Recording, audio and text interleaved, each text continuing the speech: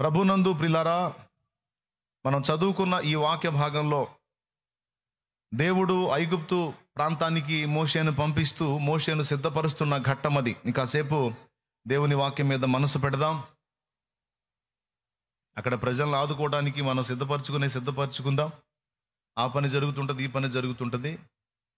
ఇక్కడ మోషేని దేవుడు ప్రిపేర్ చేస్తున్నాడు, సిద్ధపరుస్తున్నాడు. ఎక్కడికి? ఐగుప్తుకు వెళ్ళి అక్కడ ఉన్నటువంటి ఫరోతో మాట్లాడి అక్కడ బందీలుగా ఉన్నటువంటి దేవుని ప్రజలను ఆ చెర నుండి విడిపించడానికి మోషేని సిద్ధపరుస్తున్నాడు. మోషేకి చెప్తున్నాడు, నేను అబ్రహాం, ఇస్సాకు, యాకోబుల దేవుడను, రా నిన్ను ఐగుప్తుకు పంపిస్తాను, నువ్వు వెళ్ళి వాళ్ళని ఇట్లా బంధ విముక్తుల్ని చేయాలని దేవుడు పిలుస్తున్నప్పుడు మోషే రకరకాల విషయాలు చెప్తున్నాడు. ఆ తర్వాత ఒక మాట అన్నాడు, నువ్వు నన్ను పంపుతున్నావు, వాళ్ళు నన్ను నమ్మరు, రాలేదందురు. వాళ్ళు మామూలు కాదయ్యా, నన్ను ఎగతాళి చేస్తారు, వాళ్ళు నా మాట నమ్మరు, దేవుడు నీ కనపడలేదు, ఏమీ లేదని నన్ను తృణీకరించే అవకాశం ఉంది అన్నప్పుడు దేవుడు, నీ చేతిలోనిది ఏమిటి అన్నాడు. నీ చేతిలోనిది ఏమిటి? ఎక్కడికో పోయి ఏదో తీసుకొని రమ్మన్లా, నీ చేతిలో ఏముంది అన్నాడు. ఆయన చేతిలో గొర్రెల్ని కాసే కర్ర ఉంది. నా చేతిలోనిది కర్ర ప్రభు అన్నాడు. సరే, దాన్ని కింద పడేయి అన్నాడు. కింద పడేసినప్పుడు ఆ కర్ర పాము అయింది. అక్కడ నుంచి పారిపోయాడు. కర్ర ఎంత ఉందో అంత పొడవు పాము అయింది, అది పెద్ద పాము అయింది. దాన్ని చూసి అక్కడ నుంచి పారిపోయాడు, పక్కకి వెళ్ళిపోయాడు. పారిపోవద్దు, చూసావుగా ఏమైంది, అది పాము అయింది, పట్టుకో, దాన్ని తోక పట్టుకోమన్నాడు. మళ్ళీ పోయి ఆ తోక పట్టుకున్నప్పుడు అది ఎప్పట్లాగానే ఆయన చేతిలో కర్ర అయింది. అట్లాగన ఈ కర్రను తీసుకొని వెళ్ళు, ఇలాంటి కార్యాలు చెయ్యి, ఖచ్చితంగా వాడు పోనిస్తాడు. అక్కడ ఐగుప్తుకు తీర్చాల్సిన తీర్పులేంటో నేను తీరుస్తాను. నా ప్రజల్ని నేను బయటికి తీసుకొస్తాను, నేను నిన్ను వాడుకుంటాను. నీ దగ్గరున్న ఆ చేతి కర్రనే తీసుకొని వెళ్ళిపోమన్నాడు. ఏవేవో వేరే ఏవో నీకు అరివి కానివి, నీ చేత కానివి నువ్వేదో సాధించుకోమని దేవుడు చెప్పలా. నీ చేతిలో ఉన్నది, నీ కలిగిందని తీసుకొని నువ్వు లైన్లోకి వెళ్ళమని ఆనాడు మోషేతో దేవుడు మాట్లాడాడు.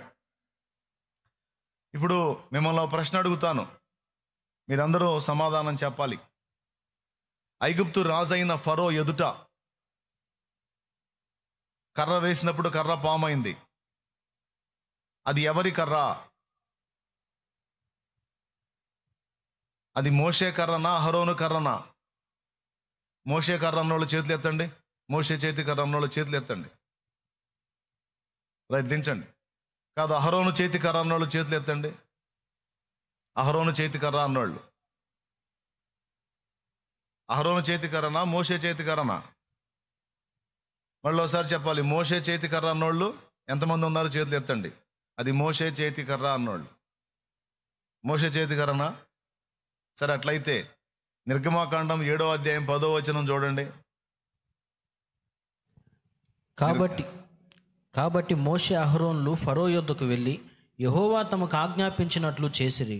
అహరోను ఫరో ఎదుటను అతని సేవకుల ఎదుటను తన కర్రను పడవేయగానే అది సర్పమాయెను. ఎవరి కర్ర అది? తన కర్రను పడవేయగానే అది సర్పమాయను. ఎవరేశారు అది? అహరోను.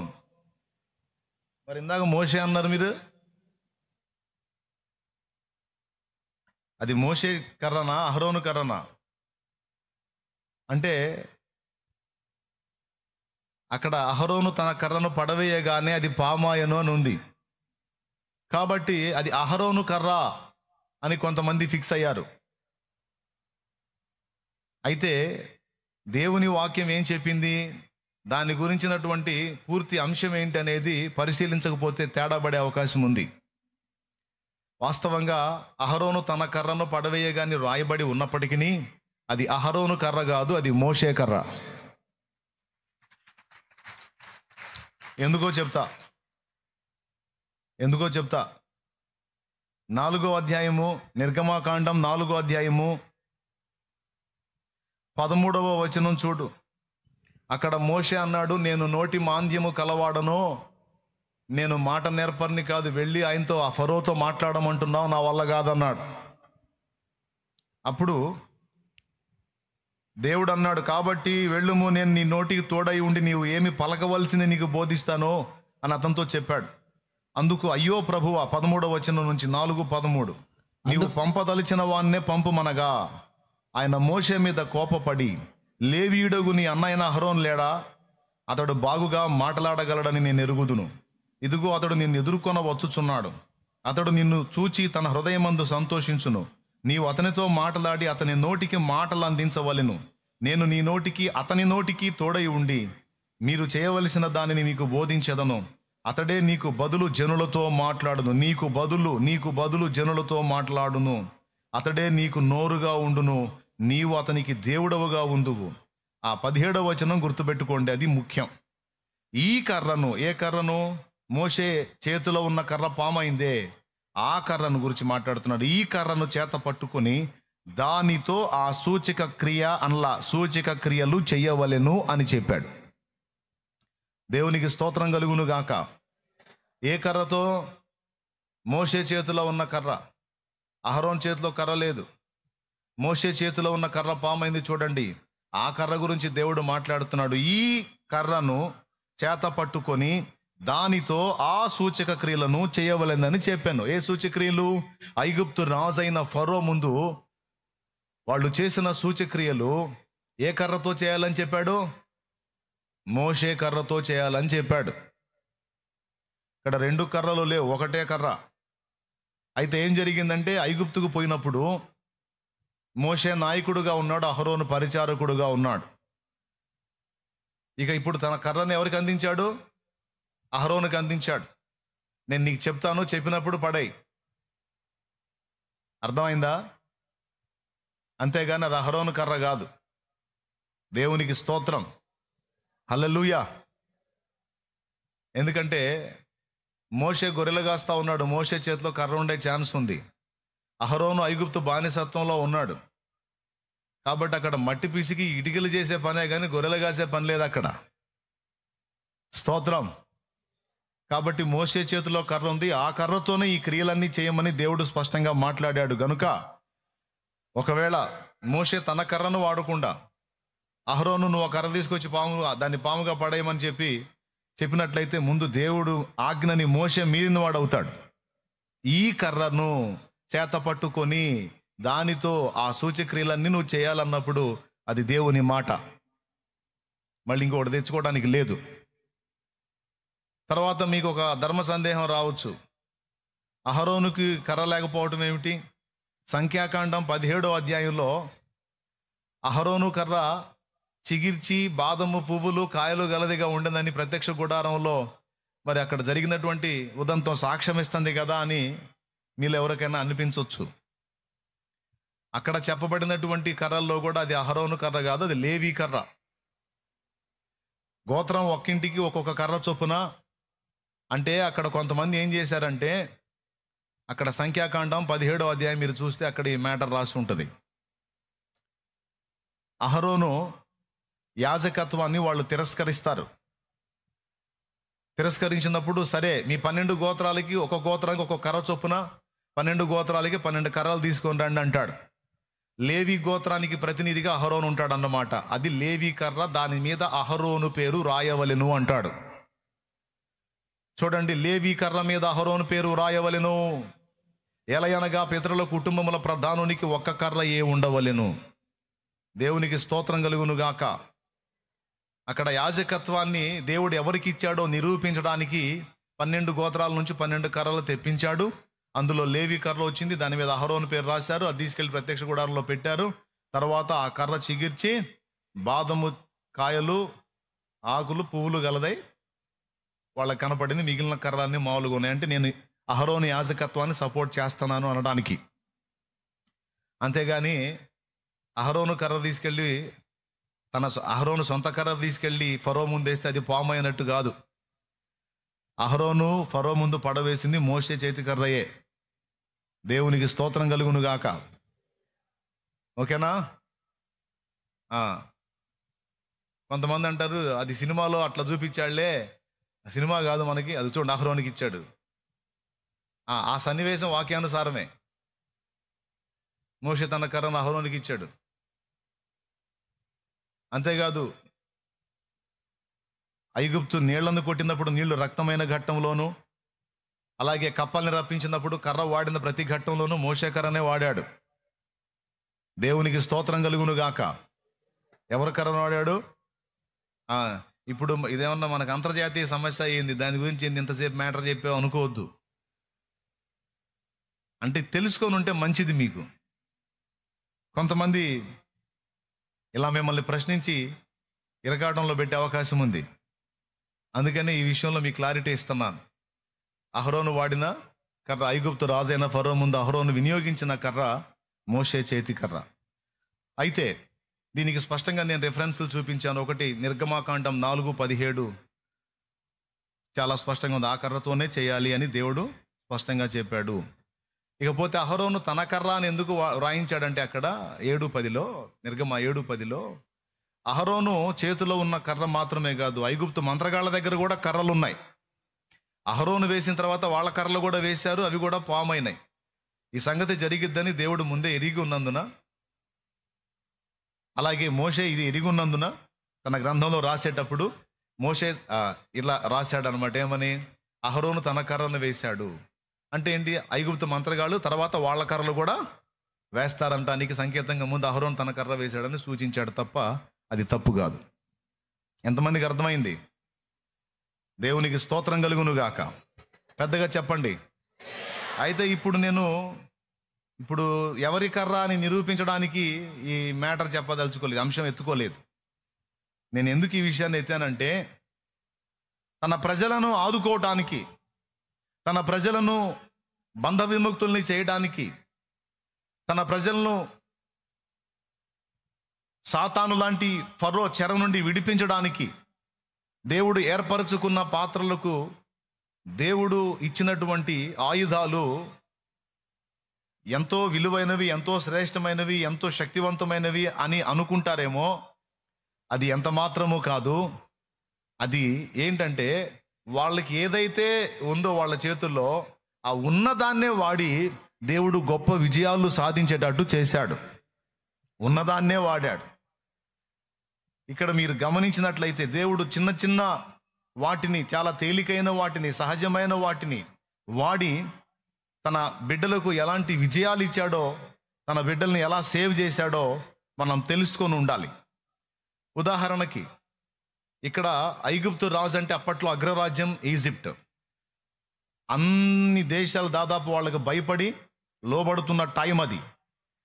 అంటే ఒక రకంగా చెప్పాలంటే ప్రపంచానికే శాసించేటువంటి స్థితిలో ఆనాడు ఈజిప్ట్ రాజు, ఐగుప్తు రాజు ఉన్నాడు. అలాంటి వాడి దగ్గరికి వెళ్ళి వాడిని శాసించి ప్రజల్ని బయటికి తేవటం అనేది చిన్న విషయం కాదు.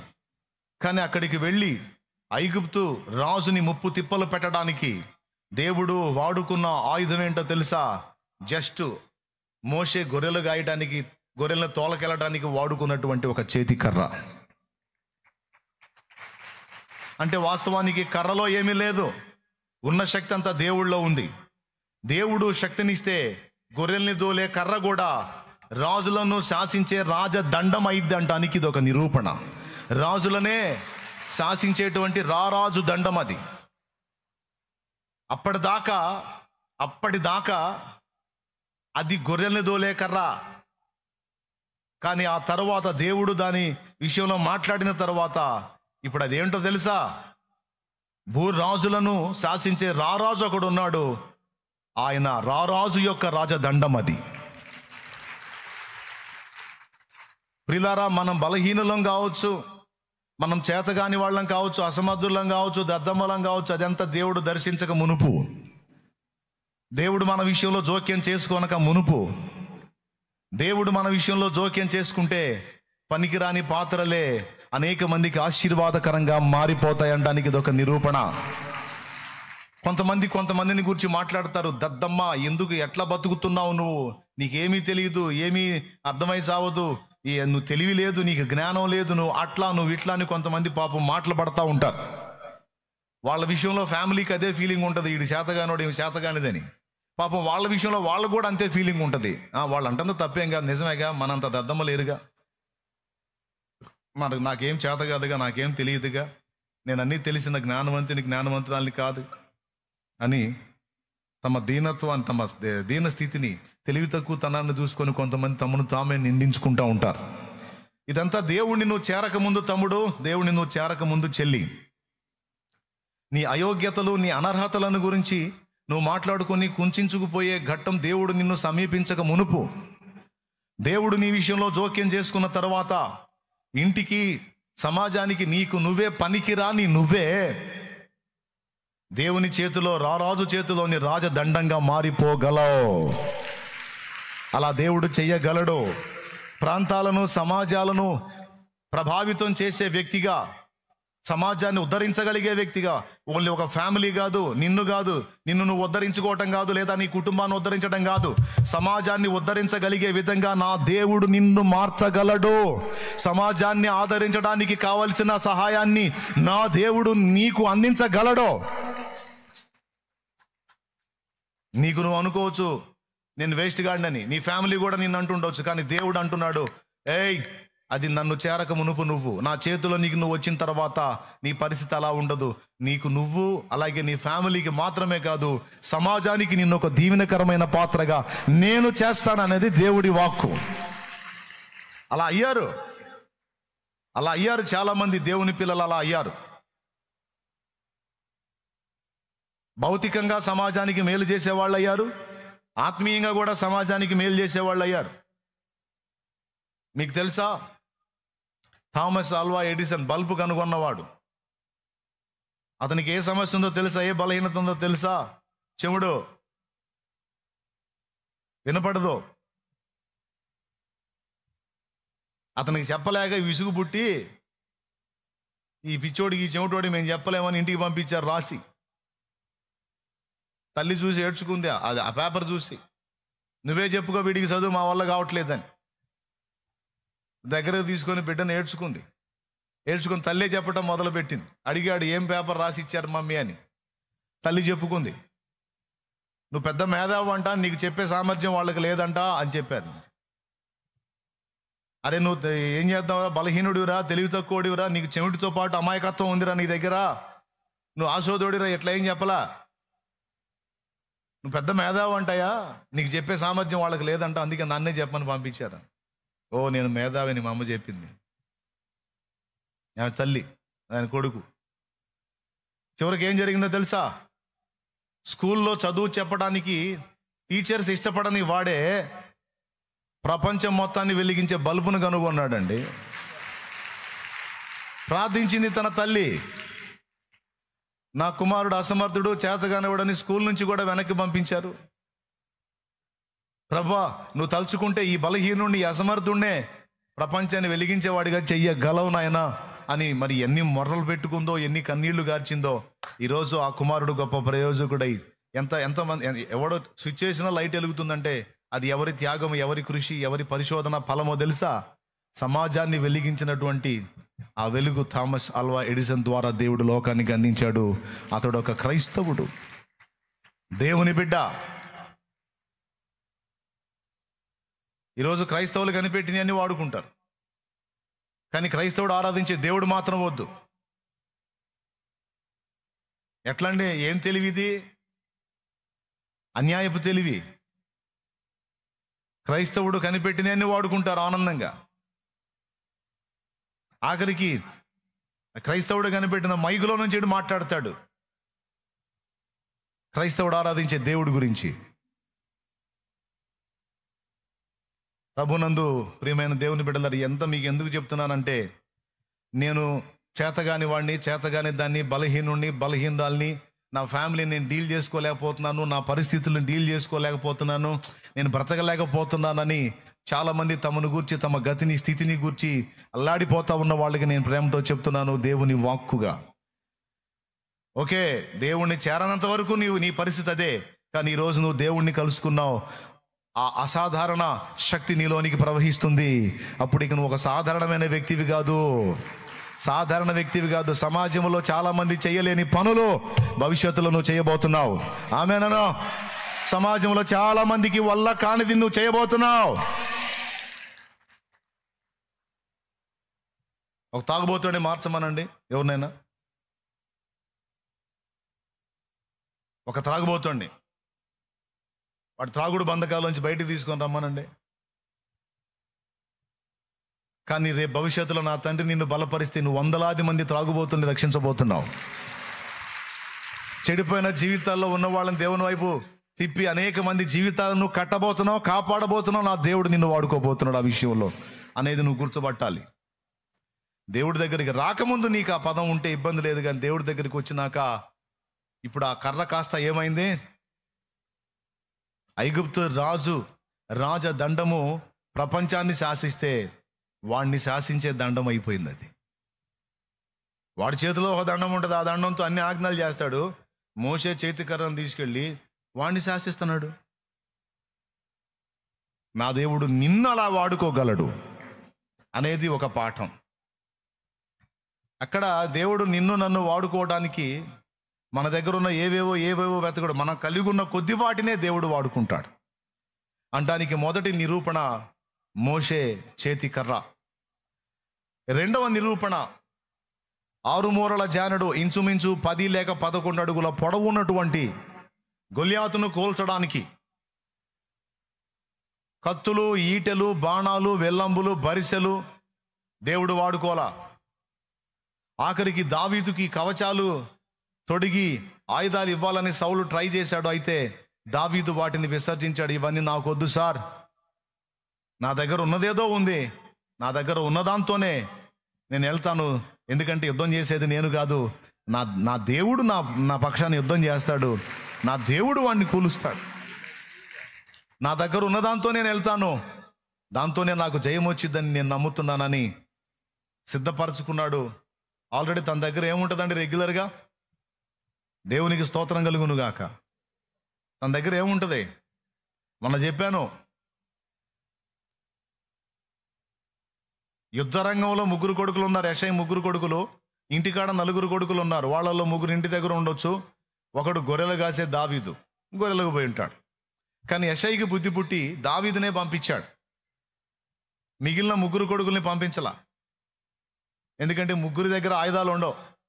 ఏ ఆయుధాలు ఉంటే కత్తులు, కర్రలు, ఈటెలు, బరిసెలు, బాణాలు, వెల్లములు ఉంటాయి. కానీ గొల్యాతును కోల్చడానికి అవసరమైన ఆయుధాలు మాత్రం వాళ్ళ దగ్గర ఉండవు. కానీ ఇప్పుడు గొల్యాతును కోల్చాలంటే కత్తి పనికి రాదు, ఈట పనికి రాదు, బాణం పనికి రాదు. ఈ ఆయుధాల్లో ఏ ఆయుధం తీసుకొని వాడి మీదికి పోయినా వాడు అందుబాటులో ఉన్న డాలును లాక్కుంటాడు.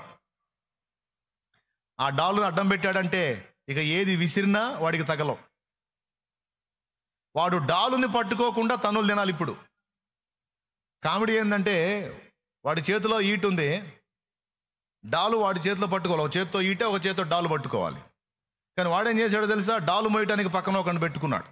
వాడిని ఎత్తున పెట్టుకొని మోస్తున్నాడు డాల్ని. అవసరం వచ్చినప్పుడు ఇటు తీసుకుంటాడు అన్నమాట అడ్డం పెట్టుకోవడానికి. అందుకని వాడికి డాలు మోసేవాడు ఒకడు. అయితే ఏం జరిగింది తెలుసా? వాడి మీదికి ఎవరు యుద్ధానికి వెళ్ళినా ఈట తీసుకొని వెళ్ళారనుకో, వాడు ఏం తీసుకుంటాడు? ఇప్పుడు డాలు తీసుకొని అడ్డం పెట్టుకుంటాడు. వాడు డాలుని ముట్టకూడదు. కత్తి తీసుకొని పోయినా వాడు డాలు తీసుకుంటాడు, బాణం తీసుకొని పోయినా వాడు డాలు తీసుకుంటాడు. ఏ ఆయుధం వాడికి కనపడ్డా ఖచ్చితంగా వాడు డాల్ని ఉపయోగిస్తాడు. కానీ దావీదు ఏం తీసుకొని పోయాడు? మంచం మీద ఎక్కి, లేదా చెట్టు మీద ఎక్కి, లేదా గుట్ట మీద కూర్చొని చుట్టూ మేస్తున్న గొర్రెలు ప్రొటెక్షన్ చేసుకుంటూ, ఆ జంతువులు ఏమన్నా వస్తే ఈ ఒడిశాల్లో రాయేసి వాటిని కొడతాడు అన్నమాట, పారిపోతాయి. జంతువుల్ని తోలే ఒడిశాల చిక్కం, అందులో రాళ్ళు వేసుకునే చిక్కం. అసలు ఏం తీసుకొని వస్తున్నాడో,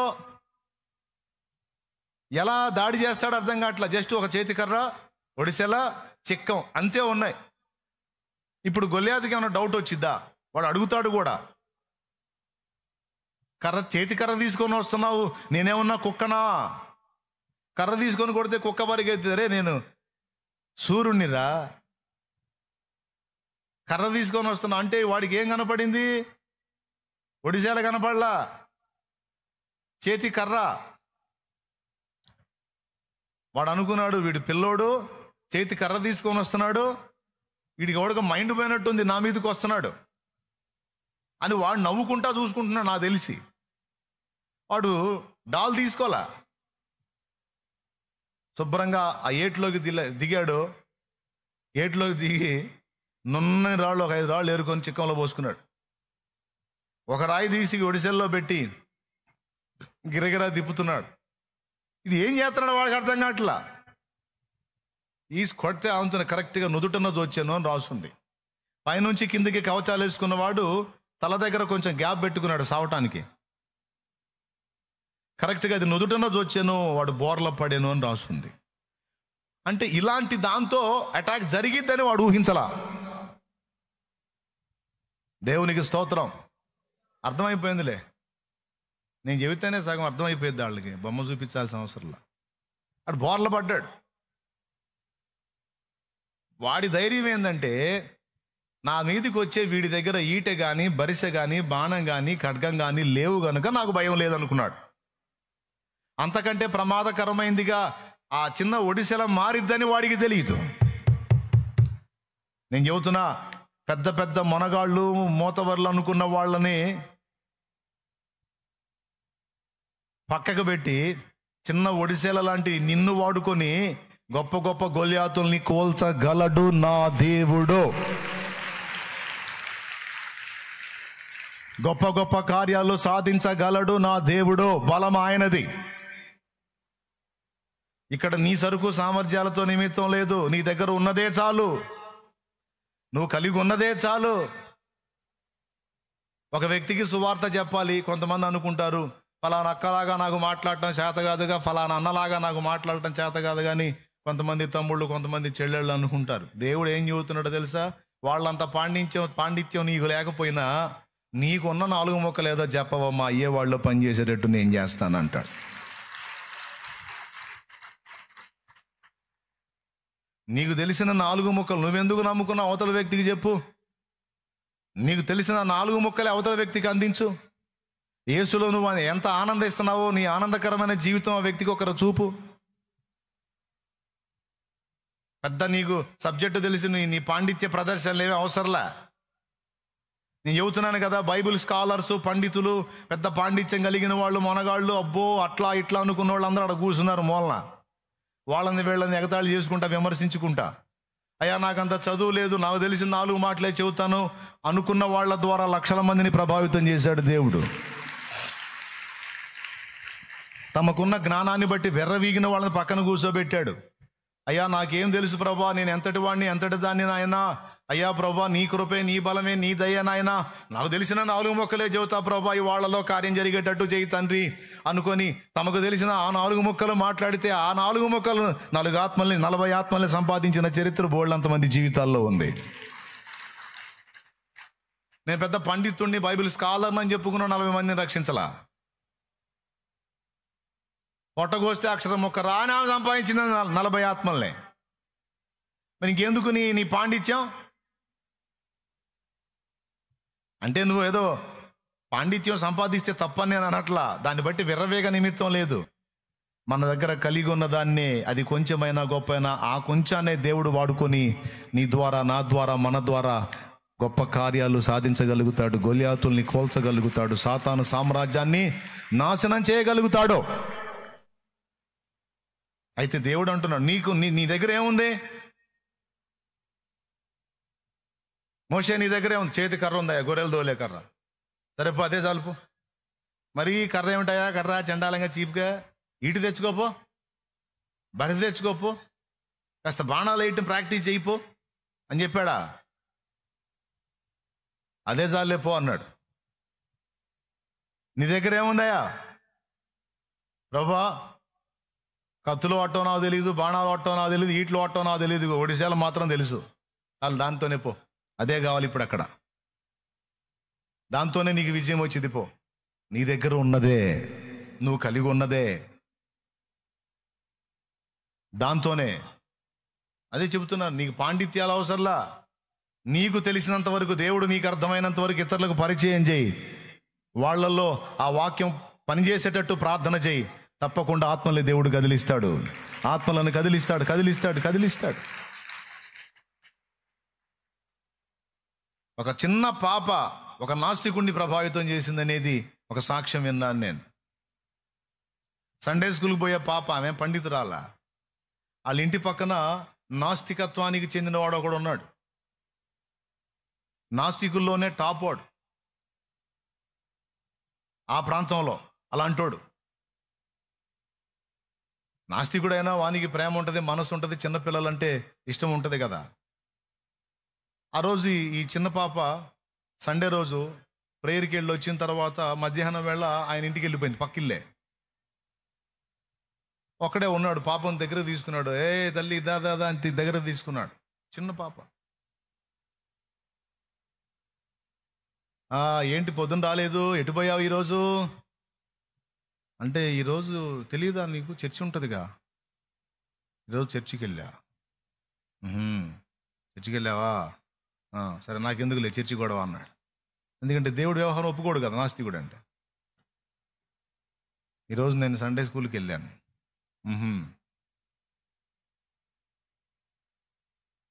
వెళ్ళావా, సరేలే అన్నాడు. ఏదో పిల్లలు ముద్దు ముద్దుగా మాట్లాడుతుంటే వింటారు కదా. మళ్ళీ అన్నది, ఈరోజు సండే స్కూల్ ఏం చెప్పారో తెలుసా? ఏం చెప్పారు? నమ్మి బాప్తిస్మం పొందు వాడు రక్షింపబడును, నమ్మని వానికి శిక్ష విధింపబడునని రాయబడి ఉందని చెప్పారు. ఈ నమ్మకాలు గిమ్మకాలు తీసేయి, ఇవన్నీ మూఢనమ్మకాలు, నేను ఒప్పుకోను, నేను ఇవన్నీ నమ్మను అన్నాడు. వెంటనే ఆయన ఒళ్ళో కూర్చొని పైకి చూసి, నమ్మవా, అట్లయితే నీకే శిక్ష, నమ్మని వానికి శిక్ష విధింపబడిందని చెప్పింది నీ గురించి అంకులో అంది. నోర్మై పిచ్చిదానా, శిక్ష లేదు, నీ బొంద లేదు, చిన్నదాన్ని నీ మైండ్ ఎట చెడగొట్టారే వాళ్ళు అన్నాడు. అని ఇవన్నీ పిచ్చి మాటలు నమ్మను నేను అన్నాడు. మళ్ళీ పోయి, నమ్మవా, అట్లయితే నీకే శిక్ష అంది. మళ్ళీ శిక్ష అంటావు, నోర్మై, ఏడు మొహం పెట్టింది. ఇట్లాంటి పనికి మాలిన మాటలు నేర్పుతా ఉన్నారు. ఇవన్నీ నమ్మకూడదు. మళ్ళీ, నమ్మవా, అట్లయితే నీకే శిక్ష. ఒళ్ళో నుంచి తీసే అవతల నెట్టాడు. బా పనికి మాలిన దాన్ని, నిన్ను జడగొట్టారు, నమ్మపోతే శిక్ష అంట, నమ్మపోతే శిక్ష బా అన్నాడు. గేట్ దగ్గర పోయి కూడా వెనక్కి తిరిగి, అంకులో నమ్మవా, అంకులో నమ్మవా, నమ్మను బా అన్నాడు. గేటు అవతలికి పోయి అంటుంది, నమ్మని వానికి శిక్ష అంట అంకులో, నమ్మని వానికి శిక్ష విధింపబడిందంట అంకులు అనుకుంటూ పోయింది. నీకు తెలుసు వానికి ఆ రాత్రి నిద్ర పట్ల.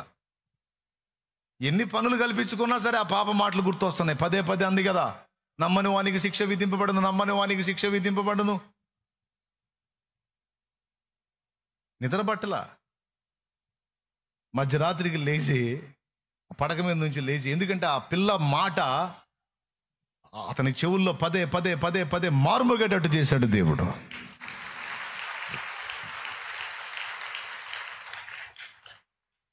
ఇక ఆ రాత్రి లేచి ఫోన్ తీసుకొని, ఏరియా సేవకులు ఉంటారు కదా, ఒక సేవకుడి నంబర్కి ఫోన్ చేసి పిలిపించుకున్నాడట ఇంటికి. ఈ మధ్యరాత్రి రమ్మంటున్నాడు ఏంటి నాస్తికుడు అని. ఆయన ఆశ్చర్యపోయాడు. ఆ జాములు లేచి ఫోన్ చేసి, నా మనసు ఏం బాగలేదు సార్, అర్జెంటుగా రండి, కొంచెం నేను మీతో మాట్లాడాలి అంటే వెళ్ళాడు సేవకుడు. వెళ్ళి ఆ రాత్రి వివరంగా అడిగాడు, అసలు ఏంటి అనే విషయాలు అడిగి తెలుసుకొని ఆ రాత్రి అతడు మారు మనసు పొందాడు. ఇప్పుడు అతన్ని ప్రభావితం చేసింది ఎంత వయసు పాప? ఆమె పండితురాలా? ఆ చిన్నదానికి సండే స్కూల్లో విన్న ఆ 2 ముక్కలు వాని మీద వదిలితే దేవుని వాక్కు బయలు వెళ్ళను, కార్యము చేయక తిరిగొచ్చునా? చెప్పండి. ఆ 2 ముక్కలే దేవుని మాట వెళ్ళిపోయింది దాని హృదయంలోకి. ఇలా ఎంత మంది మారారో, ఎన్ని జీవితాలు మార్చబడ్డాయో.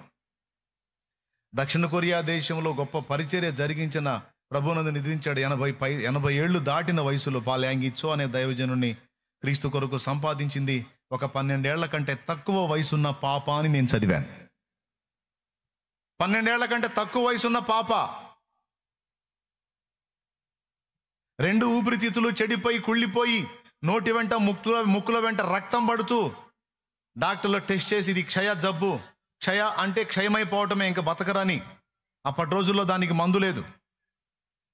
మీ వాడికి క్షయ జబ్బు వచ్చింది, 19 ఏళ్ల ప్రాయానికే వచ్చింది, అయ్యో పాపం చిన్న వయసు చనిపోతాడు, అతనికి సమీపంగా మీరు ఉండొద్దు, అతని ప్రత్యేకమైన గదిలో ఉంచండి, అతని తినే ఆహార పదార్థాలు, ఆ పళ్ళెము ఆ గ్లాసు అవి వేరుగా పెట్టండి, అతను తినేదానిలో మీరు తినొద్దు, అతను తాగేదానిలో మీరు తాగొద్దు, ఎందుకంటే ఆ బ్యాక్టీరియా మీకు కూడా వచ్చే అవకాశం ఉంది, మీ ప్రాణాలకు ముప్పు వచ్చే అవకాశం ఉందని చెబితే పాపం అతను ఒక గదిలో వేశారు. వాళ్ళు బౌద్ధ మతాన్ని ఫాలో అవుతారు. ఒక గదిలో వేసేసారు, కంచము ఆ చెంబు సపరేట్ చేసి పెట్టేశారు.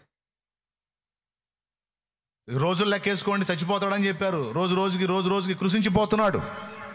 ఊపిరితిత్తులు 2 కుళ్ళిపోయినాయి, ముక్కుల వెంట నోటి వెంట రక్తం వస్తూ ఉంది, దగ్గితే రక్తం.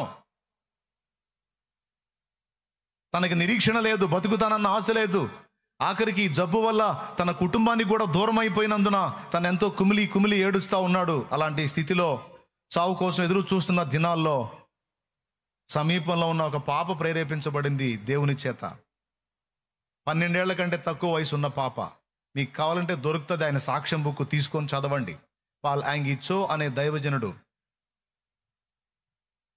దాదాపు ఎంతమందిని ప్రభావితం చేశాడో తెలుసా? ఆ ప్రాంతంలో ఇంచుమించు 10 లక్షల మంది ప్రజల్ని ప్రభావితం చేసినట్టు అతని సాక్ష్యంలో నేను చదివాను. ఆయన పరిచర్య చేసి ఇంచుమించు 10 లక్షల కంటే ఎక్కువ మందిని ప్రభావితం చేశాడు క్రీస్తు కొరకు. 10 లక్షల మందిని ప్రభావితం చేసిన వాడిని ప్రభావితం చేసినారో తెలుసా? 12 ఏళ్ల కంటే తక్కువ వయసున్న ఒక చిన్న పాప. అంటే మీకు ఆశ్చర్యం కలగట్లేదా? ఏ పాండిత్యం కావాలి? దేవుడు నీకేం అర్థమయ్యాడు? యేసయ్య నీకెంత అర్థమయ్యాడు? ఆయన నీ ఎడల ఎట్టి కార్యాలు చేశాడు? ఆయన వ్యక్తిత్వం ఏంటి? ఆయన ప్రేమ ఏంటి? ఆయన త్యాగం ఏంటి? నీకు అర్థమైన సంగతులు 4 ముక్కలు నీకు ఉన్నదే చాలు. నీ దగ్గర ఏదో పాండిత్యం ఉండమని కావాలని దేవుడు కోరట్లేదు. నీకు తెలిసినంత వరకు సేవకుల ట్రైనింగ్లో కూడా మొత్తం వేదాంతం అంతా చెప్పడానికి ఇష్టపడను. అవసరమైనవి కొన్ని బోధించి వదిలేస్తాను. తర్వాత ఇక సబ్జెక్టులోకి వాళ్ళే వెళ్తారు. దేవుని వాక్యం ధ్యానించే కొద్దీ తెలుసుకుంటారు. డౌట్ వస్తే అడుగుతారు, చెప్తా. ముందు మెయిన్ బేసిక్ పాయింట్స్ కొన్ని ఏవైతే మూలాలు ఉన్నాయో, ఏవో ఇంపార్టెంట్ ఉన్నాయో అవన్నిటిని కూడా అందించి వదులుతా లైన్లోకి. దేవునికి స్తోత్రం కలుగును గాక. ఎందుకంటే అచ్చంగా పాండిత్యాలు నేర్చుకుంటా కూర్చుంటే బతుకంతా నేర్చుకొని సరిపోయింది. అందుకే ముందు కాస్త అవగాహన కల్పించి పో, లైన్లోకి వెళ్ళిపో.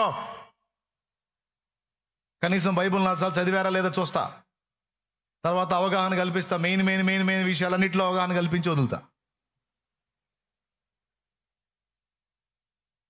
చెప్పండి. మన ద్వారా సమాజాలను ప్రభావితం చేసే వ్యక్తుల్ని ప్రభావితం చేసేటట్టు చేస్తాడు దేవుడు. మరి నన్ను రక్షణలోకి నడిపించినామో ఒక అక్షర జ్ఞానం లేని స్త్రీ సంతకం పెట్టమ్మా అంటే ఎలుముద్రాయ అంటది. మరి నాకు ప్రభువుని పరిచయం చేసినామే. ప్రభు నాకు దర్శనంలో తాను ప్రత్యక్షపరుచుకున్నప్పుడు నేను వెళ్ళి చెప్పిన మొదటి వ్యక్తి ఆమె. అమ్మ తర్వాత నేను చెప్పిన ఆమెకి. చర్చికి నేను ఎవరితో కలిసి వెళ్ళాను? ఆ తల్లితో కలిసి వెళ్ళాను నేను చర్చికి. నా తల్లి కంటే కొంచెం తక్కువ వయసు ఉంటుంది, చదువు లేదు. కానీ మొదటి మూల పాఠాల్లో నాకు అవగాహన కల్పించింది ఒక అక్షర జ్ఞానం లేని స్త్రీ అని మీకు తెలుసా? అలాంటి వాళ్ళనే దేవుడు వాడుకున్నప్పుడు కనీసం కాస్త కూస్త అవగాహన కలిగిన నిన్ను మరి నిశ్చయంగా వాడుకుంటాడు కదా. కానీ గుండెల్లో భారం ఉండాలి. సాటి వ్యక్తికి నేను యేసును పరిచయం చేయాలన్నా ఆ భారం నీ గుండెల్లో ఉంటే దాన్ని వాడుకుంటాడు దేవుడు. మోషే గుండెల్లో భారం ఉంది. దేవుడు మోషే చేతిలో ఉన్న దానికే శక్తినిచ్చిపో అన్నాడు. ఆ చేతి కర్రే నీళ్లని 2 సముద్రాన్ని 2 పాయలుగా చేయడానికి వాడబడింది. ఆ చేతి కర్రే ఆ 2 పాయలుగా విభజించబడి ఉన్నటువంటి ఆ నీళ్లు 2 తిరిగి కలుసుకునేటట్టు చేయబడ్డానికి ఉపయోగపడింది. ఆ చేతి కర్రే బండను కొట్టినప్పుడు నీళ్లు ధారలుగా నదులుగా ప్రవహించడం జరిగింది. ఆ చేతి కర్రే ఐగుప్తు రాజైన ఫరో గుండెల్ని గడగడ వణికించింది. నీ దగ్గర ఉన్నదే ఒకటే చూస్తాడు దేవుడు. నీ దగ్గర ఎంత సరుకు ఉంది, ఎన్ని సామాన్లు ఉన్నాయి కాదు, ఎంత భారం ఉందో అది ముందు చూస్తాడు దేవుడు. నీ గుండెల్లో నిజంగా భారం ఉంటే, నీ గుండెల్లో నశించిపోతున్న ఆత్మల రక్షణ కొరకైన భారం ఉంటే అది కావాలి దేవుడికి.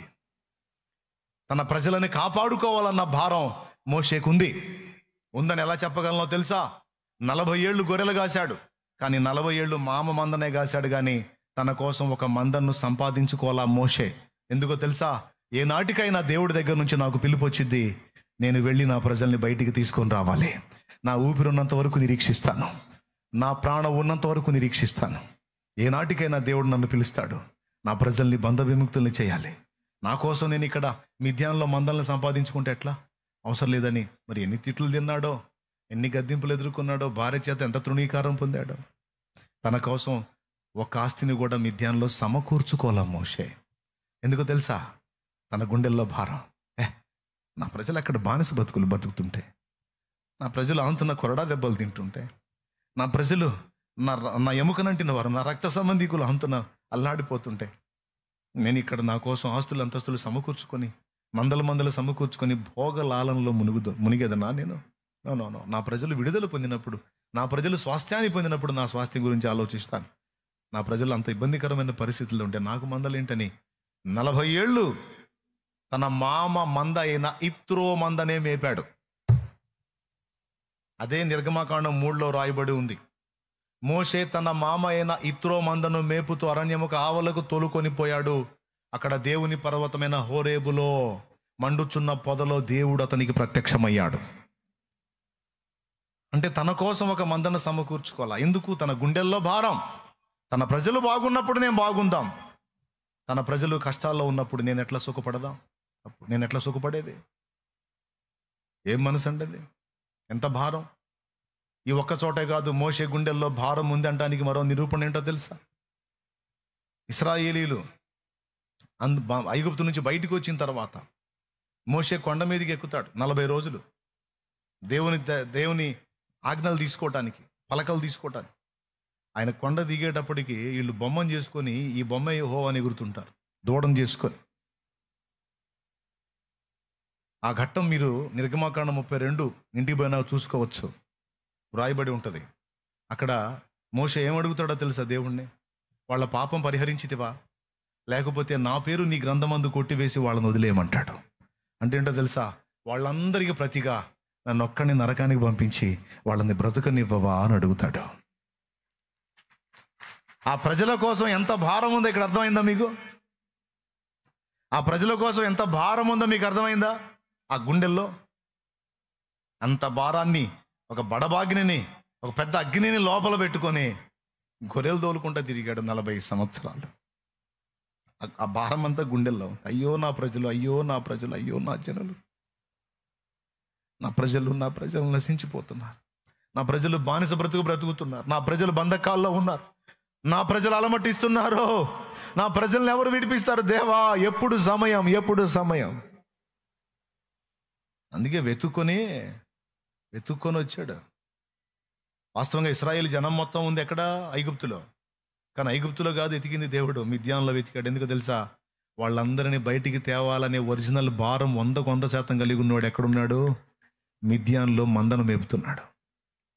భారాన్ని చూస్తాడు. గుర్తుపెట్టుకోండి ఈ మాట. నీ గుండెల్లో సాటి ఆత్మల కొరకైన భారం ఉంటే ఇక నీకున్నది ఏదైనా సరే దాన్ని వాడుకొని దేవుడు ఆ ఆత్మల్ని రక్షించడానికి తన పని తాను జరిగిస్తాడు. ఇది సాక్ష్యం. 40 రోజులు వాడు దేవుణ్ణి తిడతంటే, 40 రోజులు వాడికి ఇష్టం వచ్చిన పాటు పడుతుంటే, దేవుని సైన్యాన్ని వాడు అవమానపరుస్తుంటే, తిరస్కరిస్తుంటే, 40 రోజులు వాడి తిట్లు, వాడి దోషంలో వింటున్నారు, కానీ ఒక్కడు కూడా ఎదురుపోలా. అన్నల్ని పలకరిద్దామని వచ్చాడు. ఆ తిట్లు వినపడ్డాయి. కడుపు మండిపోయింది, గుండెల్లో భారం వచ్చేసింది. ఏంటి ఇంత మాటలు మాట్లాడుతున్నాడు? ఏంది వీళ్ళలో ఒకడన్న వాడి మీదకి పోవటం లేదేంది? ఎవడు పోతాడు? అడిగితే 40 రోజుల నుంచి వాడు అంతే తిడుతున్నాడు. 40 రోజుల నుంచా? భారము కలిగిన దావీదు, అమ్మ నా దేవుని నామం దూషించబడుతుంది, నా దేవుని సైన్యం తిరస్కరించబడుతుంది. ఇది వింటానే బతికుంటాం ఎందుకు? అదేదో వాని మీద పోరాడి, అరే పరాక్రమం గలవాడు ఒకడైనా ఉన్నాడ్రా యుద్ధానికి వచ్చాడని నేను ఓడిపోయి చచ్చిపోయినా పర్వాలా, ఇది వినే కంటే ఆ యుద్ధ రంగంలో వాడితో తలపడి చస్తేనే పోయింది. నా వల్ల కాదు, భారం. అయ్యో, నా దేవుని సైన్యం తిరస్కరించబడుతుంది, నా దేవుని పని తృణీకరించబడుతుంది, నా దేవుని నామం దూషించబడుతుంది. గుండెల్లో ఆవేదన వచ్చేసింది, బరువెక్కిపోయింది గుండె. అడగడానికి అడిగాడు, వీడిని చంపితే రాజు ఏమి ఇస్తాడు అంటే ఏదో ఇచ్చేదానికి ఆశపడిపోయినట్టుగా అట్లా బిల్డప్ ఇచ్చాడే కానీ వాస్తవానికి ఆయన ఇచ్చే ఏదో పొందుకుందామన్న ఆశ కోసం కాదు. దేవుని నామం దూషించబడుతుంది, దేవుని సైన్యం తిరస్కరించబడుతుందని గుండెల్లో భారం కలిగిన వాడే రోషానికి వెళ్ళి చావుకు తెగబడ్డాడు. దేవా, ఇది చూస్తా నేను ఎలా ఊరుకోవాలి దేవా? ఇంత యుద్ధ సామర్థ్యం కలిగిన వాళ్ళు, ఇంత పనోళ్ళు, ఇంత సీనియర్స్, మునగాళ్ళు, ఇంత పనోళ్ళు, ఏమండి ఇంగ్లీష్ లిటరేచర్లు మునగాళ్ళు ఉండి కూడా దేవుని సైన్యాన్ని తిరస్కరిస్తున్నటువంటి ఉన్మాదుల్ని, దుర్బోధకుల్ని ఎదిరించలేకపోతున్నారు. అయ్యో దేవా, ఏంటి పరిస్థితి? గుండెల్లో భారం ఉంది దావీదుకి. దేవుడు ఎవరి గుండెల్లో తన పట్ల, తన ప్రజల పట్ల భారం ఉందో దేవుడికి తెలుసు. అందుకే ఆ సైన్యంలో ఉన్నవాడిని ఎవరిని రేపలా దేవుడు. ఎక్కడో గొర్రెల కాసే ప్రదేశంలో ఉన్నవాడిని పని మీద తెచ్చినట్టు తెచ్చి కరెక్ట్గా గొల్యాత్ మాట్లాడే మాటలు దావీదు చెవిని పడేటట్టు చేశాడు. భారం ఉన్నోడు ఎట్టా ఆగుతాడండి? భారం ఉన్నోడు ఆగుతాడా? వాని వల్ల గాల పోయాడు యుద్ధ రంగంలోకి. దేవా, నా వల్ల కాదు అన్నాడు. ఓకే, వెళ్తావా? వెళ్తాను దేవా. ఏముంది నీ దగ్గర? ఇదిగో ఈ ఒడిశాలు ఉంది, చాలుపో, చాలుపో, దాంతోనే వాడిని కూల్చేస్తా పో, ఇది ఇలా చేయి అని ఆ ఉన్నదాన్ని ఎలా వాడాలో ఐడియా ఇచ్చాడు. దేవునికి స్తోత్రం. అయిపోయాయి, శత్రువు కూలిపోయి. దానికోసం అబ్బాయి నువ్వు భారం ఉండగానే సరికాదు, నీకు అయ్యి కావాలన్నాడా?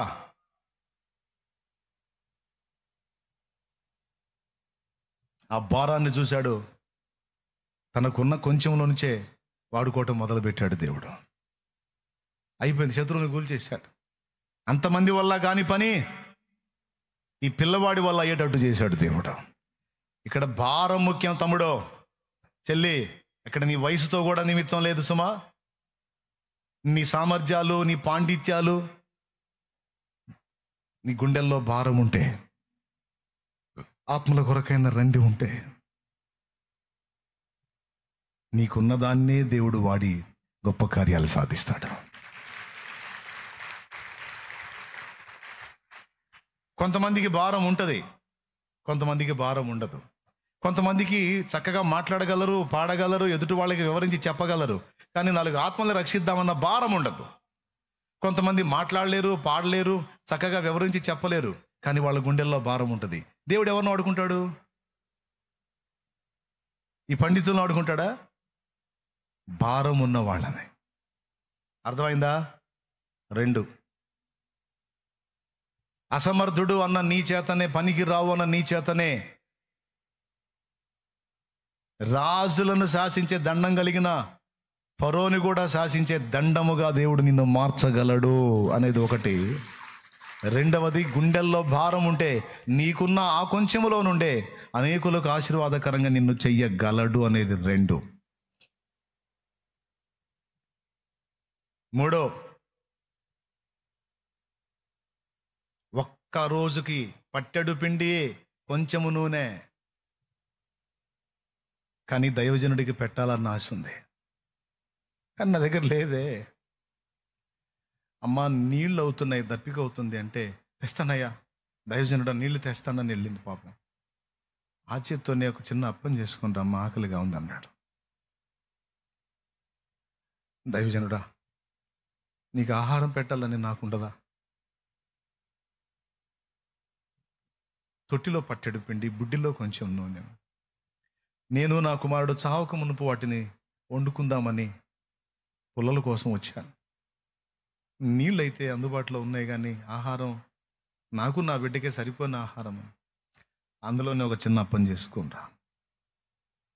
మనసులో సిద్ధపడిపోయింది, సరే చేసేదేమో.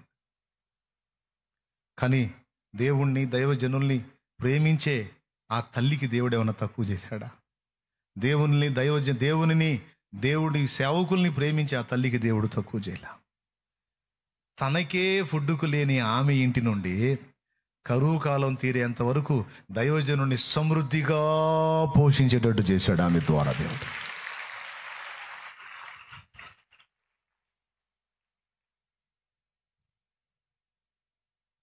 కాదంటారా?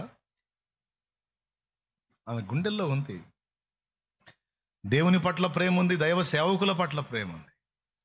కానీ తన ఇంట ఏమీ లేదు, తనకే లేదు. కానీ తన ఆశను చూశాడు దేవుడు. మళ్ళీ చాలామంది విధవరాండ్రు ఉన్నారు ఆ ప్రాంతంలో. ఇశ్రాయిల్లో కూడా చాలామంది ఎవరి దగ్గర పంపిలా. దేవుని సేవకులను ప్రేమించి గౌరవించేటువంటి ఈమె దగ్గరికి పంపించాడు. దేవుడు ఆమెకు తక్కువ చేశాడా? ఒక పూట చిన్న అప్పం చేసి పెట్టడానికి గతి లేని ఆమె చేత కరువు కాలం తీరేంత వరకు దైవజనుడికి రోజు రొట్టెలు పెట్టేటట్టు చేశాడు దేవుడా.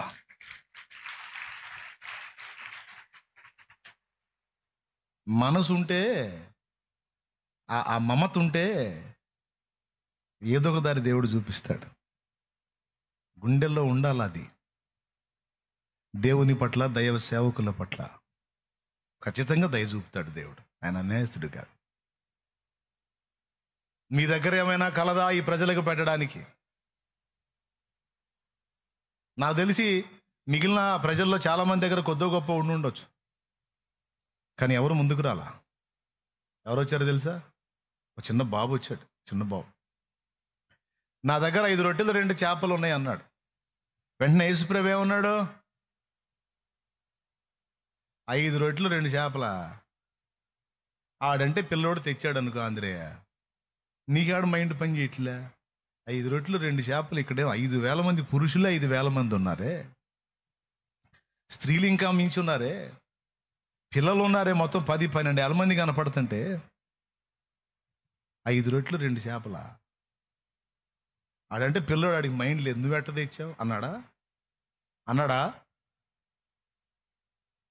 నీ దగ్గర ఏమైనా కలదా అని అడిగితే, ఇదిగో నా దగ్గర ఇది ఉంది అని విశ్వాసంతో వచ్చిన వాడు బాలుడు అండ్ చిన్న ఆహార వస్తువులు తెచ్చాడు, కొద్దివి చాలు. నీ దగ్గర ఉందా అంటే, ఇదిగో ఉందని తీసుకొచ్చావు చూడు, చాలు దా అని దాన్ని ఆశీర్వదించి విరిచి, ఇక ఆయన గంపలకి ఇచ్చి పంపిస్తూ ఉంటే అందరినీ పంక్తులు పడ కూర్చోబెట్టడాన్ని వరుసగా కూర్చోబెట్టి, యేసయ్య ఏది చేసినా ఒక క్రమం ఉంటుంది, పిచ్చి పిచ్చిగా చేయడు. మనోళ్ళు కానీ హెలికాప్టర్లు పులిహార పొట్లాలు వేసినట్టు చేయడు. దేవునికి స్తోత్రం. ఓ పద్ధతి, ఓ విధానం. చక్కగా పంక్తులు పడ కూర్చోబెట్టి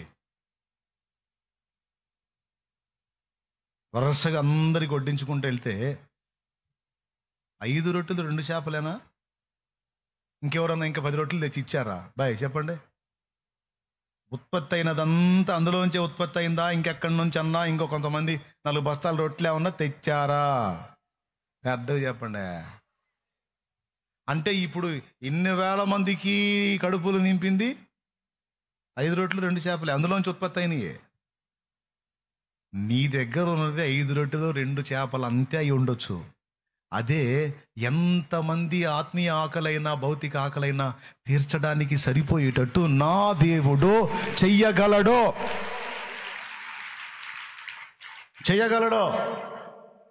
అయితే నీ భారం, ఆ పిల్లాడి గుండెల్లో భారం ఏంటో తెలుసా?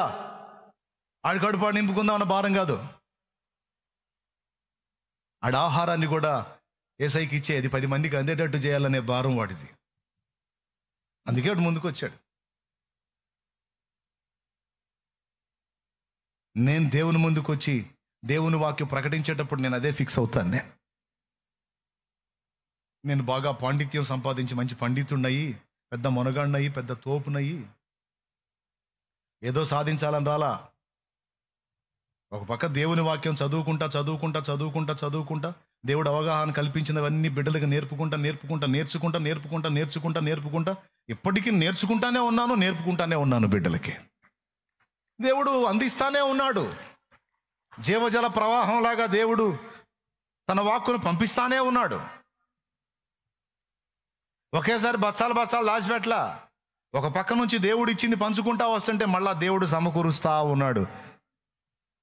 ఏందనుకున్నా యేసయ్య అంటే, ఆ 5 రొట్టెలు 2 చేపలే ఆ ఉన్న కొంచెంలో నుంచే వచ్చే అంతమందికి 10-12 మంది ఉండరు. స్త్రీలును పిల్లలను గాక పురుషులు 5,000 మంది. అంటే స్త్రీలు పిల్లలు కూడా మొత్తాన్ని కలిపితే 10-12 మంది.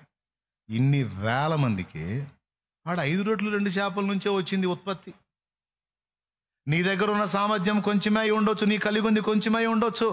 ఆ కొంచాన్ని నువ్వు ఇతరుల కోసం దాతృత్వంతో, త్యాగబుద్ధితో, భారంతో పంచడానికి ఇష్టపడినప్పుడు, ఇవ్వటానికి ఇష్టపడినప్పుడు, సహాయపడటానికి ఇష్టపడినప్పుడు తరిగిపోని దీవెన, అయిపోని ఆశీర్వాదం అందులో నుంచి వస్తానే ఉంటది.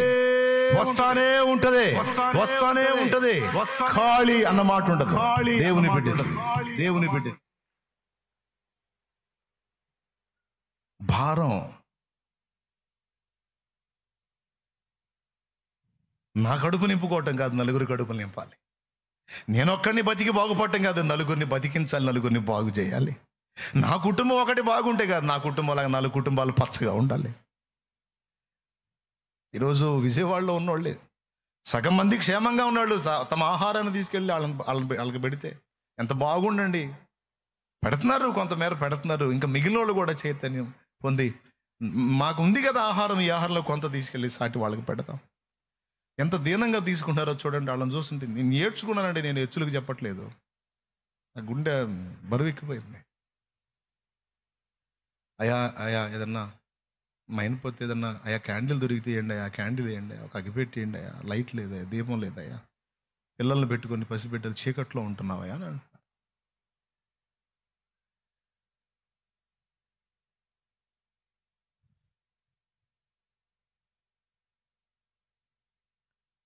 మనకున్న దానిలోనే ఈ ఒక్క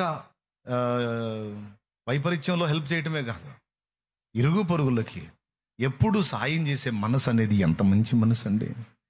తమకున్న దానిలోనే నలుగురికి చేయి జాపి పెట్టి నలుగురిని తృప్తిపరచగలిగే జీవితం. తనకున్నంతలోనే నలుగురికి ఆత్మీయ ఆహారం పెట్టచ్చు, భౌతిక ఆహారం పెట్టచ్చు. దేవుడు కొదువు చేయలేదండి. దాచిపెట్టుకొని మూసిపెట్టుకుంటే నా బతుకు అక్కడే ఉండేదేమో. 2 కేజీల ఆహారం ఉండటం దగ్గర నుంచి మొదలు పెట్టాం. మాకే లేదు అప్పుడు. మా అమ్మకి చెప్పాను నేను, అమ్మ వేరే ఊరు నుంచి వచ్చినట్టున్నారు, ఓ 10 మంది దాకుంటారమ్మా, అంత అన్నం వండి పెడితే బాగుండేమో అంటే ఆ ఉన్నదానిలోనే 2 కేజీల ఆహారం వండారు. మొదటిసారి వండిన ఆహారం 2 కేజీలు. ఇప్పుడు ఈరోజు వారానికి వచ్చి 50-60, నెలకు వచ్చి 50-60 క్వింటాలు వండుతూ ఉన్నారు. 2 కేజీలు ఎక్కడ, 50-60 క్వింటాలు ఎక్కడ?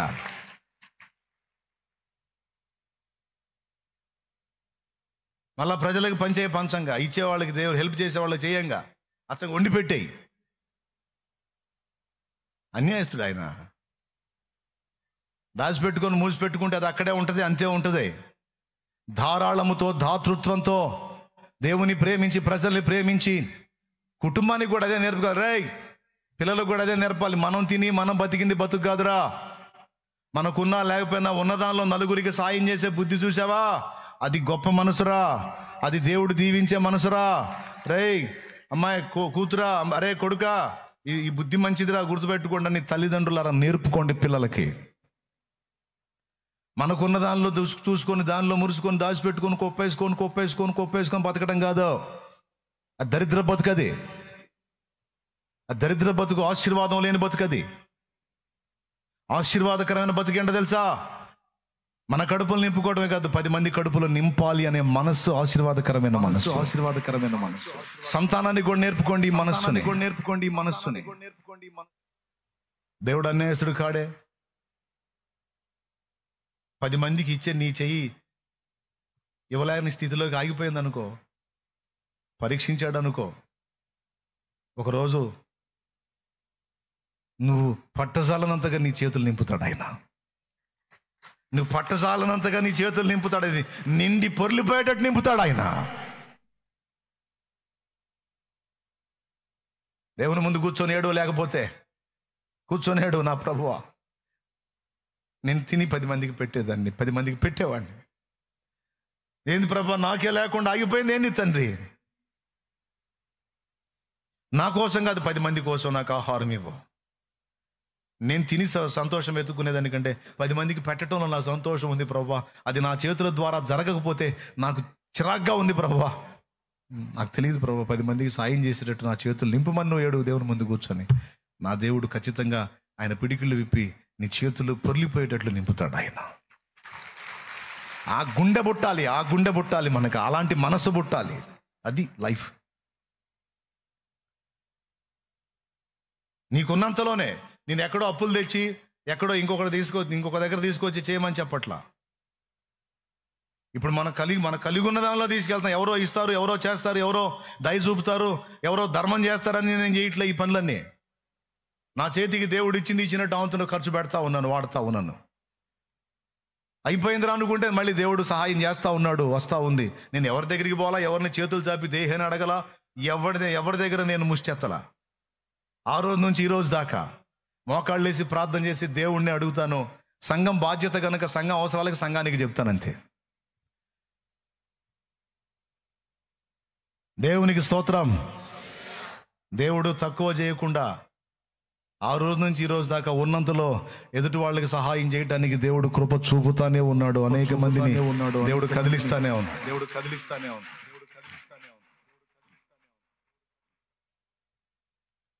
ఉన్నదానిలోనే బ్యాలెన్స్ చేసి, ఓవర్ యాక్షన్ చేయకుండా, అధికమైన ఖర్చులు పెట్టకుండా, హడావుళ్ళు చేయకుండా, అన్ని ఉన్నదానిలో సింపుల్గా చేసి, కొంత మిగిలించి కొంత ప్రజలకు పెట్టి చేస్తా ఉన్నా. ఉన్నదానిలోనే దీవిస్తాడు దేవుడు. దేవుని పిల్లలంగా మన సైకాలజీ మాత్రం ఇలానే ఉండాలి. దాచిపెట్టుకొని మూసిపెట్టుకొని వాళ్ళు చేస్తే చచ్చారు, మనం చేస్తాం, లేకపోతే మనం దాచిపెట్టుకుందాం మూసిపెట్టు అనేటట్టు ఉండకూడదు. పరిశుద్ధాత్మను పొందిన వ్యక్తిగా, ఒక దేవుని సంబంధిగా, ఒక దేవుని ఆత్మ కలిగినటువంటి బిడ్డగా, ఒక దేవుని ఆత్మ కలిగిన స్త్రీగా, దేవుని ఆత్మ కలిగిన పురుషుడిగా మన మనసు ధారాళమైన మనసు, దాతృత్వంతో నిండిన మనసు, దయగల మనసై ఉండాలి. అది నా యేసయ్య మనసు. హల్లెలూయా, హల్లెలూయా. దేవుడు కృప చూపుతాడు. ఈరోజు మనకున్న దానిలో మనం హెల్ప్ చేద్దాం, మనకున్న దానిలో మనం సాయం చేద్దాం, మనకున్న దానిలో మన ప్రజలకి తోడ్పాటు అందిద్దాం. ప్రార్థన కూడా చేయాలి. అయ్యా నాకు ప్రకటించడం రాదయ్యా, ప్రార్థించు. ప్రార్థించడానికి ఏం పాండిత్యాలు అవసరం లేదుగా. నీకు మాటలు కూడా రాకపోతే కూర్చొని ఏడు ప్రజల కోసం. దేవుని పాదాలు పట్టుకొని ఏడవు. అమ్మా నువ్వు ఎందుకు ఏడుస్తున్నావు తెలియదా ఆయనకి? నువ్వు ఎందుకు ఏడుస్తున్నావు తెలీదా? నీ పిల్లలు ఏడిస్తే ఎందుకు ఏడుస్తున్నారో తెలియదా? వాడికి పుస్తకాలు కావాలో, స్కూల్ ఫీజు కావాలో, వాడికి పెన్ను కావాలో, వాడికి జామెంట్రీ బాక్స్ కావాలో, లేకపోతే ఇంకొకటి కావాలో, దేనికోసం ఏది అడిగి నిన్ను ఏడుస్తున్నాడో తెలీదా? కొంతమంది పిల్లలు ఏడుస్తూ ఉంటారు ఒక పక్కన కూర్చొని. తల్లులు వాళ్ళ పనులు వాళ్ళు చేసుకుంటారు. నేను వెళ్ళాను అనుకో, వాడు ఏడుస్తా కనపడతాడు. నాకు వెళ్ళి చూసి ఇంకొంచెం పెద్దగా ఏడుస్తాడు. ఏమ్మా ఎందుకు వాడు ఏడుస్తున్నాడు ఏందమ్మా అంటే, వాడు అంతేలేనయ్యా, నువ్వు కూర్చో. ఎందుకు ఏడుస్తున్నాడు? వాడు ఏడుతాడు అంతేలే. వాడు అంటే నాకు తెలుసు వాడు ఎందుకు ఏడుతున్నాడో. నీ బిడ్డ ఏడిస్తే ఆ ఏడుపు ఎందుకో తల్లి నీకు తెలియదా? తండ్రి నీకు తెలియదా? అట్లాగా మనం దేవుని ముందు కూర్చొని, నాకు మాటలు కూడా రావట్లేదు దేవా, నశించిపోతున్న ఆత్మలు నశించిపోతున్నారు ప్రభువా, అయ్యో ప్రజలు ఇలా అయిపోతున్నారు ప్రభువా అని దేవుని పాదాల దగ్గర కూర్చొని నువ్వు ఏడుస్తా కూర్చున్నప్పుడు అంతకు మించిన గొప్ప ప్రార్థన ఇంకొకటి లేదు. నీకోసం నువ్వు, నా కోసం నేను ఏడవటం కాదు. నీకోసం నువ్వు, నా కోసం నేను, మన బాధల కోసం మనం ఏడవటం కాదు. అది అల్లాడిపోతున్న ఆత్మల కోసం, ఆక్రందిస్తున్న ఆత్మల కోసం, అగ్నిగుండానికి పరిగెత్తుతున్న ఆత్మల కోసం, ఈరోజు పట్టెడు అన్నం కోసం అంత పోరాటం జరుగుతుందంటే, రేపు అగ్ని ఆరని పురుగు చావని అగ్నిగుండంలో పడితే వాళ్ళ గతి ఏమిటి? ధనవంతుడు లేదు, భేదవాడు లేదు, మీ కళ్ళ ముందు కనపడుతుంది కదా. పట్టెడు అన్నం కోసం, ఆ బురదలో పడ్డ అన్నం కోసం ఎంత కొట్టుకుంటున్నారు. ఇంతకంటే భయంకరమైంది కదా అగ్నిగుండం. దానిలో పడితే వాళ్ళ గతి ఏంటి?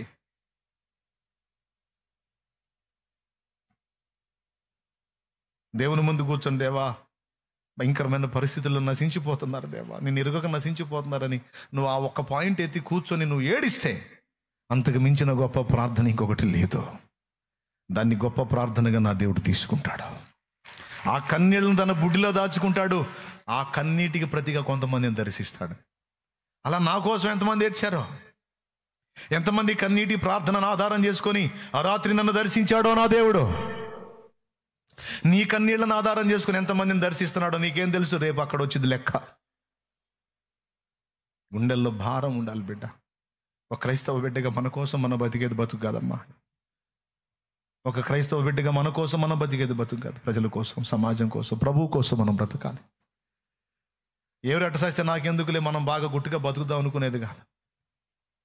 దావీదులాగా మిగిలిన సైన్యం వాళ్ళ ప్రాణాలు వాళ్ళు కాపాడుకోవడానికి, వాడు అంత పొడుగున్నాడని వాళ్ళ ప్రాణాలకు వాళ్ళు కాపాడుకోవడానికి రాజుతో సహా దాక్కున్నారు. కానీ తన ప్రాణాన్ని పణంగా పెట్టడానికి ఇష్టపడ్డాడు దావీదు. అందుకే ఇశ్రాయేలుకు కాపరయ్యాడు, రాజు అయ్యాడు. నాకెందుకులే అని దావీదు కూడా ఆహారం ఇచ్చి వెళ్ళిపోతే,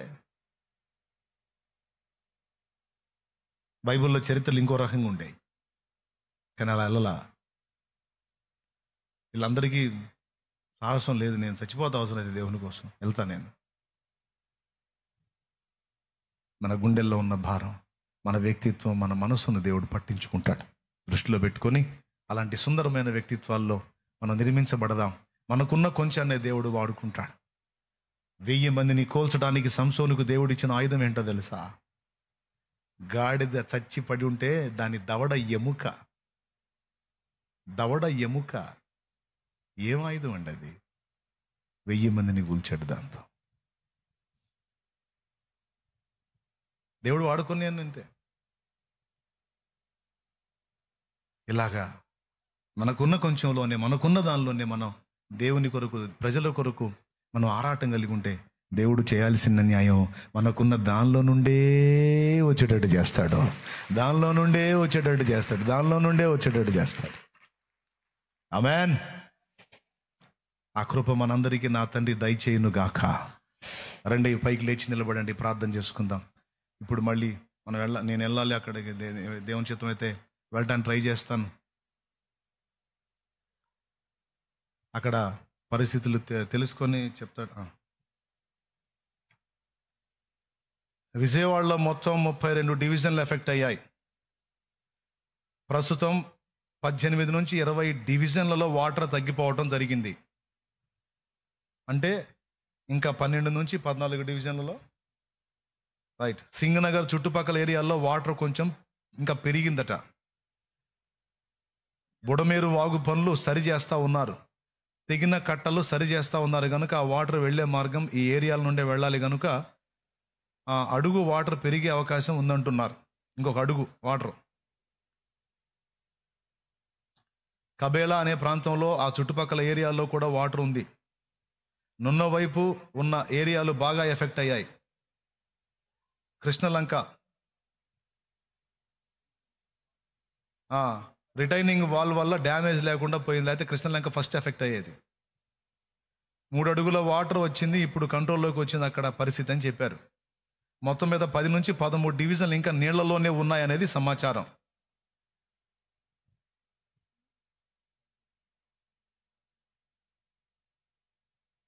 వచ్చేసినాయి. Very good. వాళ్ళకు కూడా చెప్పమని, ఇలాగ మేము అక్కడ విజయవాడకు తీసుకెళ్తున్నాం అనేది తెచ్చే కాడ చెప్పమని. వాళ్ళ వంతు వాళ్ళు కూడా స్పందిస్తారు. దేవునికి స్తోత్రం కలుగును గాక. హల్లెలూయా. అందరం పైకి లేచి నిలబడదాం.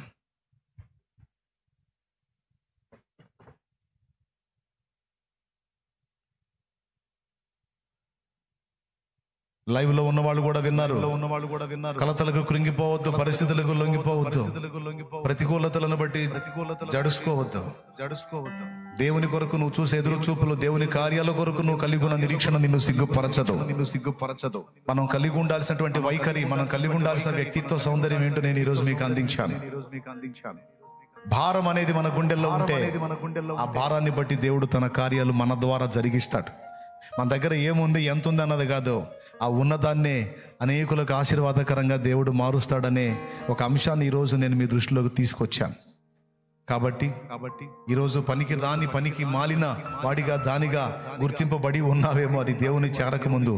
ఇప్పుడు దేవుని చేరిన తర్వాత దేవుడు నిన్ను నీ కుటుంబానికే కాదు, ఇతరులకు అనేకులకు